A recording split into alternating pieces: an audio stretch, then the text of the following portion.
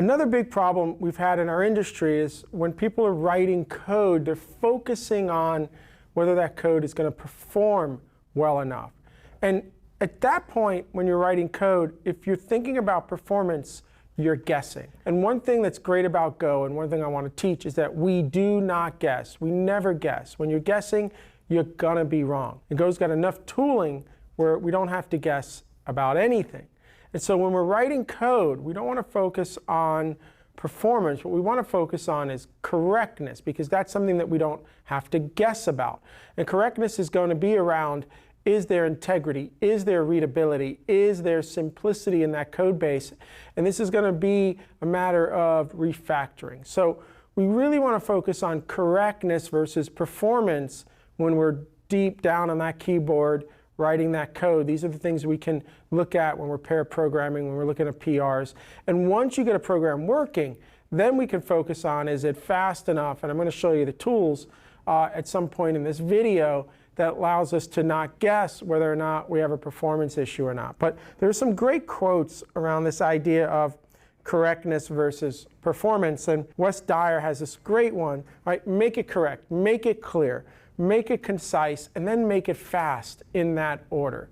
And these are philosophies that I want us to be carrying on. I'm going to be talking about all of this stuff throughout the class. And JBD, who's an amazing engineer at Google, said this. She said, good engineering is less about finding the perfect solution and more about understanding the trade-offs and being able to explain to them. Remember what I said to you, that hacking is when we're not thinking about the cost, right? And costs are about trade-offs. You have to understand that if we do this, it's going to cost us that. And if we do that, it's going to cost us this. And when we have engineering conversations, it's not about good or bad. It's about whether I agree or not with the costs you're taking for the things that you need. And this idea of a perfect solution also is really important, right?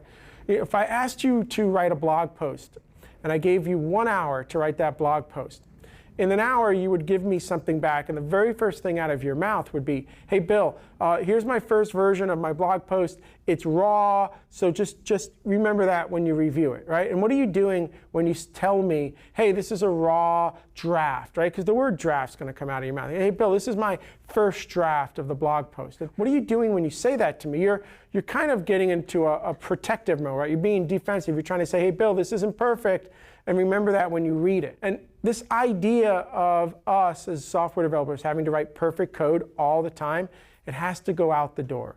And so moving forward, you can also hear me use this word draft.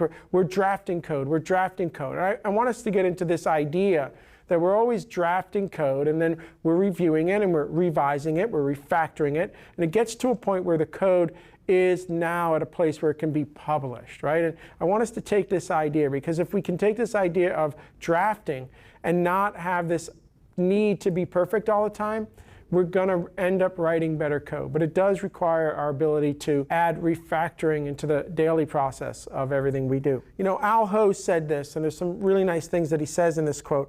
The correctness of the implementation is the most important concern, but there's no royal road. Look at what Al is saying. It involves diverse tasks, thinking of invariance. There, he's talking about those trade-offs again, the engineering costs. Which costs are you taking for the benefits you need?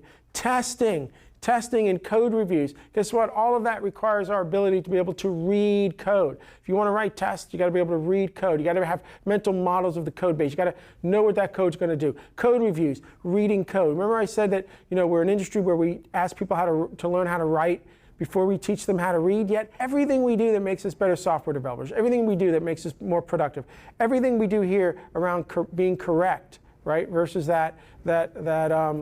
you know, optimizing for performance, is always going to be really focused on our ability to read code. And I think Jason Fried here says something really cool here at the end.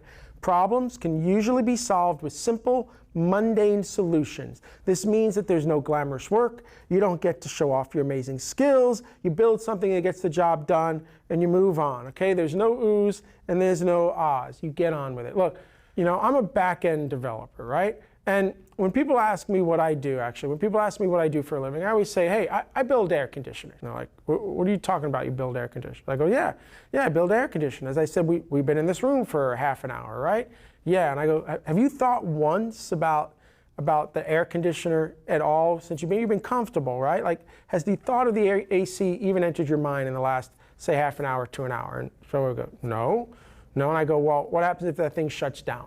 If that thing shuts down, it's not going to matter what I'm saying to you. Your focus is going to move to the AC, and you're going to want to know one thing: how did it break, and who's coming to fix it, right? And you're going to want to know who that is. So that's what I mean by I build air conditioners. I build systems that run day in and day out, and nobody knows who I am. Because if somebody knows who I am, I have failed. That AC is broke, and now nothing else is getting done other than who's coming in to fix it. And this is the attitude I want you to have. You need, as a back-end engineer, to be building air conditioners. If you want the oohs and ahs that Jason's talking about, then you'd be a front-end dev, right? That's the front-end dev, right? Showing off your work all the time. But I promise you, I mean, I couldn't be a front-end dev because I'd spend 2 weeks trying to build a screen, and as soon as I showed it to somebody, somebody's like, hey, I don't like this. Hey, I don't like that. Out of the box. And I'm like, ugh. Okay, so if you want the oohs and ahs, be a front-end dev. But if you're going to be a back-end dev, and this is what we're learning here in Go, then you really need to think about, how am I going to build that air conditioner? How is